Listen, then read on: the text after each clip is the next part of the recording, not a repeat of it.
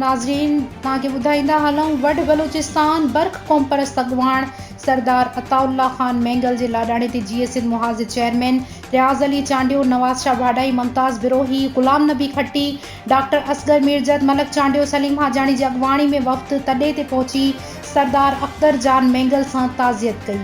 जी नाज़रीन तव्हांखे हिकु अहम ख़बर खां आगाह कंदा हलूं त सरदार अताउल्ला ख़ान मैंगल जे लाॾाणे ते GSN मुहाज़ चेयरमैन रियाज़ अली चांडियो, नवाज़ शाह भाडाई, मुमताज़ बिरोही, गुलाम नबी खट्टी, डॉक्टर असगर मीरजत, मलक चांडियो, सलीम हाजानी जी अॻवाणी में वफ़द तॾे ते पहुची सरदार अख्तर जान मैंगल सां ताज़ियत कई। रिपोर्ट रियाज़ हुसैन जे मुताबिक़ इन मौक़े ते रियाज़ अली चांडियो मीडिया सां ॻाल्हाईंदे चयो त सरदार अताउल्ला ख़ान मैंगल हिकु तारीख़ हो जंहिंजी पुॼाणी थी आहे। बलोच ऐं सिंधी हिन मुल्क में पंजाब जे जबर जो शिकार आहिनि। वक़्त जी ज़रूरत आहे त ॿिन्ही क़ौमुनि जे विच में मज़बूत ॻंढापो क़ाइमु कजे, छो जो असांजी क़ौमी ग़ुलामी वारो केस साॻियो आहे। मसइला साॻिया आहिनि। बलोचनि ऐं सिंधियुनि जा तारीख़ी रिश्ता आहिनि।